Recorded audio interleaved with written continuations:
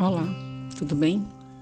Mais uma vez estamos aqui para meditar na palavra de Deus, dividir com vocês aquilo que o Senhor Deus colocou no meu coração.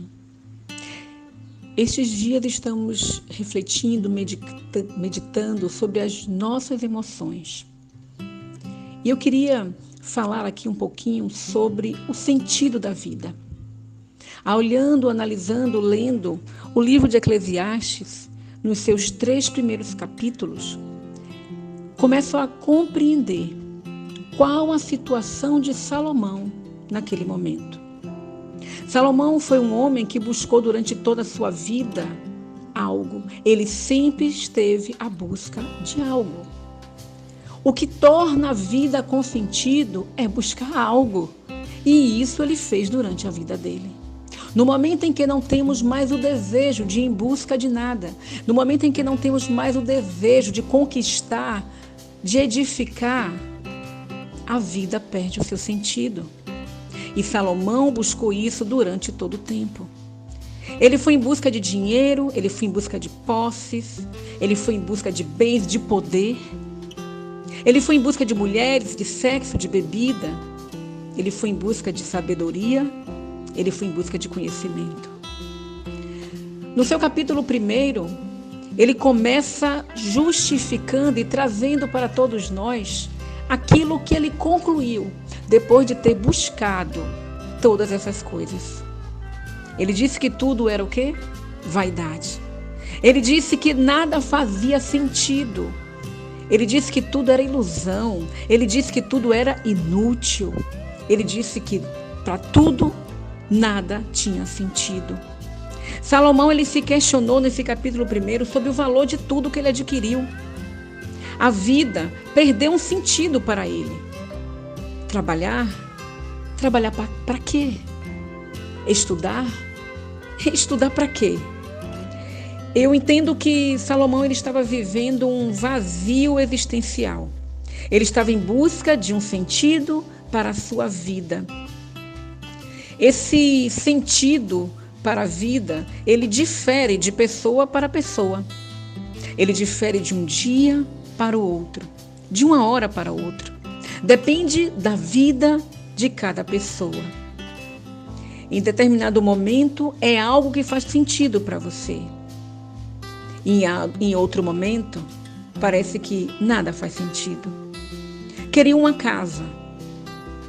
Batalhei, comprei. E agora? Queria namorar, queria casar. Consegui. E agora? Eu queria um emprego, eu queria montar minha empresa. Também consegui. E agora? Eu queria uma cura, eu fui curada. E agora? Esse sentido, ele sempre se modifica, mas ele jamais deixa de existir. Aquilo que foi sentido para mim, para você, em uma época da nossa vida, de repente, ele deixa de ser, ele deixa de existir. E estamos agora em busca de um outro sentido. No capítulo 2, Salomão ele decidiu que iria em busca de tudo o que o mundo pudesse oferecer. Ele queria ir em busca de tudo. Ele queria ir em busca de poder, ele queria ir em busca de sabedoria. E ele conquistou tudo, ele teve escravos, ele teve escravas, ele plantou vinha, ele conseguiu um reservatório de água, isso que era muito importante naquela época, devido à falta de água para irrigação. Ele foi em busca de tudo, mas ele percebeu que tudo era o quê? Vaidade, tudo era o quê? Inútil. Então foi aí que ele começou a contemplar o que é sabedoria. Vou em busca da sabedoria, eu vou em busca de conhecer as coisas. Só que com o tempo ele também percebeu o seguinte, que nem tudo se satisfaz. O vinho, o trabalho, tudo que ele fez não satisfez. Aí ele começou a comparar o tolo e o sábio. O primeiro, né? Ou melhor, o sábio é aquele que traz o quê? A luz. Já o tolo é aquele que leva as trevas. Ambos têm a mesma sorte. Nenhum e nem outro serão lembrados para sempre. Um dia, tanto o sábio como um tolo, todos não serão mais memórias na vida de alguém. E aí? E aí? Aí ele começa a detestar, ele começa a abominar tudo o que ele construiu. E por quê? Por que que teria que deixar tudo para o seu sucessor? Ele começou a perceber: eu construí tanto, e aquele que vem depois de mim irá usufruir de tudo, porque um dia este corpo terá fim. E aqui a gente lembra, louvado seja Deus, aquilo que Jesus nos disse no seu capítulo, em Mateus, no seu capítulo 6, aonde ele nos aconselha a não ajuntar tesouros na terra. A gente se envolve com tantas coisas, em negócios desta vida, se envolve em tantas coisas, tantas coisas, tantas coisas, e começamos a esquecer daquilo que é essencial. Será que em busca de todas essas coisas irá alimentar, trará saúde emocional para a nossa vida? Aonde está o teu tesouro, aí estará o teu coração. No versículo 24, aí nesse capítulo 2 de Eclesiastes, Salomão nos diz: para o homem não existe nada melhor do que comer, beber e se alegrar no trabalho que realiza. Contudo, compreendi que mesmo estes prazeres só podem ser concedidos pelas mãos de Deus. Pois pode comer, pode beber, pode trabalhar, poder ter alegrias, sem que tudo isso venha de Deus? Não.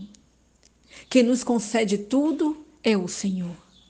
Se eu quero ir em busca da minha saúde emocional, eu tenho que ir em busca das coisas sim, mas eu não posso esquecer que quem garante isso é o Senhor. Para que tudo isso tenha sentido na minha vida, na minha existência, eu tenho que entender que tudo provém das mãos do Senhor. E no seu capítulo 3, Salomão, para concluir, ele nos leva a uma reflexão sobre o tempo. Sobre o tempo da nossa vida. Quando nós chegamos a uma certa idade, quando vivemos os ganhos e as perdas da vida, quando experienciamos pessoas que nascem na nossa família, ao nosso redor, quando também temos a experiência de pessoas ao nosso redor que morrem, que se vão, empregos e desemprego, inaugurações e falências. Nós compreendemos esse capítulo. Primeiro, nós tentamos nos convencer dele. Olha, quando acontece algo não muito agradável em nossa vida, a gente pega esse capítulo, ou alguém lê ele para a gente, ou manda ele para a gente, e a gente começa a refletir: olha, tenha calma, tem um tempo para tudo. Se eu tentei passar no vestibular e não conseguiu, calma, tem um tempo para tudo. Se eu enviei o currículo e o currículo não foi aceito, calma, há um tempo para tudo. Se eu planejei casar uma dada época e não deu certo, calma, há um tempo para tudo. Primeiro a gente tenta se convencer dele, mas em certo momento da nossa vida, nós vamos vivenciar ele. Vamos vivenciar. O importante agora não é o que se viveu, mas é como se viveu. O importante agora não é o que aconteceu na nossa vida, mas é como as coisas aconteceram na nossa vida. Como, com o que você está fazendo com o tempo em que está se passando. Ele pode ter passado despercebido. O que é que eu tenho feito? Na idade adulta, na maturidade, na velhice, começa-se a chegar umas reflexões em relação a isso. Aqueles que não estão mais aqui. Aquilo que eu gostaria de viver e não vivi. Aquilo que eu gostaria de ter construído e não construí. As promessas que me foram feitas e que não foram cumpridas. E agora? E agora? E agora? mas podemos viver momentos que durem 5 minutos e que sejam tão incrível e tão especial que se tornará eterno em nossa lembrança. O tempo que transforma não depende da duração dele. Sim, há um tempo para tudo. Há um tempo para todo o propósito debaixo do céu. Há um tempo para todo o propósito debaixo do céu. Mas cada momento do nosso tempo, ele deve ser experimentado, ele deve ser vivido como o melhor momento da nossa vida. Lembre-se que vai chegar um momento em que tudo em nossa vida será memórias. E nós temos que guardar as melhores memórias. Sabe quando a gente aprende isso? Quando a gente passa por um luto. E quando eu digo luto, não é perder alguém, ou amigo, ou vizinho, não. Viver o luto é quando se perde alguém significativo na sua vida. Aquela perda que te rasga por dentro. Eu não estou falando de choro, de lágrimas, não é isso. Eu estou falando por dentro. Não que não se deva chorar, nem se lamentar ou se lutar por aquela pessoa. Mas eu falo daquele que mexe. A mãe que perdeu um filho. Aquele filho querido. O filho, a filha que perdeu o pai, perdeu a mãe, perdeu o esposo. Perdeu aquele amigo, aquela amiga que era amiga e irmã, mais chegado que irmão.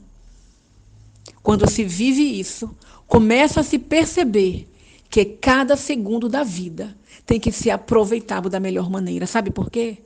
Quando você lembra dessa pessoa, você começa a lembrar dos momentos bons que vocês passaram juntos. Você começa a vivenciar todos os momentos lindos e maravilhosos que vocês tiveram. Essa pessoa passa a estar mais viva do que nunca dentro de você. Viva cada momento. Viva seu tempo. Viva seu tempo ao lado da sua família. Viva o seu tempo ao lado dos irmãos de onde você congrega. Viva seu tempo ao lado dos seus vizinhos. Viva seu tempo ao lado dos seus amigos. Viva seu tempo da melhor forma, porque ele não volta mais. Ele é único na sua vida. E que esse tempo, que hoje você está na sua memória, que você guarda no seu coração, você reserve momentos da sua vida para viver com os seus os melhores momentos. Para que os que estão aqui hoje, quando lembrar de você, também possa dizer que bons momentos nós vivemos juntos. Fica com Deus.